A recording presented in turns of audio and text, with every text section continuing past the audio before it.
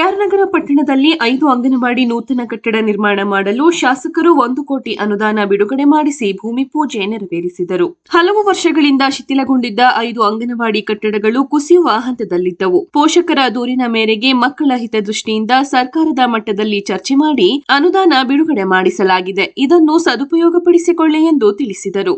ಪಟ್ಟಣದ ಸುಭಾಷ್ ನಗರ, ಕುವೆಂಪು ಬಡಾವಣೆ, ಮಧುಬನಹಳ್ಳಿ, ಆದಿಶಕ್ತಿ ಬಡಾವಣೆ, ವಿಜಯನಗರ ಬಡಾವಣೆಯಲ್ಲಿ ಅಂಗನವಾಡಿ ಕಟ್ಟಡ ನಿರ್ಮಾಣಕ್ಕೆ ಚಾಲನೆ ನೀಡಿ ಮಾತನಾಡಿದ ಶಾಸಕರು, ಸರ್ಕಾರದ ಅನುದಾನಗಳನ್ನು ಬಳಸಿಕೊಂಡು ಗ್ರಾಮಗಳ ಅಭಿವೃದ್ಧಿ ಮಾಡೋಣ ಎಂದರು. ವಾರ್ಡ್ಗಳ ಅಭಿವೃದ್ಧಿಗಾಗಿ ಯಾವುದೇ ಸಮಸ್ಯೆಗಳು ಇದ್ದರೂ ಪುರಸಭಾ ಸದಸ್ಯರು ಮತ್ತು ವಾರ್ಡಿನ ಮತದಾರರು ನನಗೆ ತಿಳಿಸಿ, ನಿಮ್ಮೊಂದಿಗೆ ಚರ್ಚೆ ಮಾಡಿ ಸರ್ಕಾರದ ಮಟ್ಟದಲ್ಲಿ ಅನುದಾನ ಬಿಡುಗಡೆ ಮಾಡಿಸಿ ಅಭಿವೃದ್ಧಿ ಮಾಡಿಸುತ್ತೇನೆ ಎಂದು ಭರವಸೆ ನೀಡಿದರು.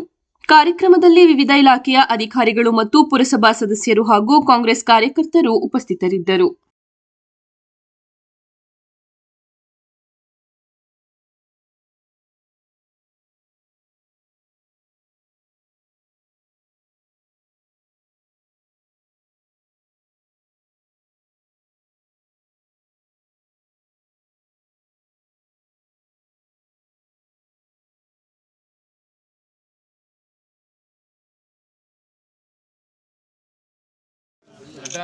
ಎಷ್ಟು ದಿನ ಆದ್ಮೇಲೆ ಇದೇ ಪೂಜೆ ಏಳು ನೀಟಾಗಿ.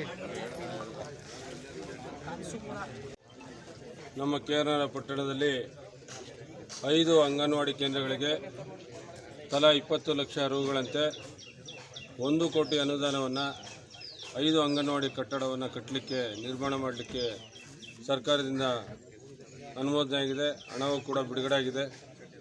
ಆ ಕಾರಣಕ್ಕಾಗಿ ಇವತ್ತು ವರಮಹಾಲಕ್ಷ್ಮಿ ಹಬ್ಬದ ಪ್ರಯುಕ್ತ ಶುಭ ದಿನದಂದು ಗುದ್ದಲಿ ಪೂಜೆ ಕಾರ್ಯಕ್ರಮವನ್ನು ನೆರವೇರಿಸಿದ್ದೇವೆ. ನಮ್ಮ ಅಂಗನವಾಡಿಯ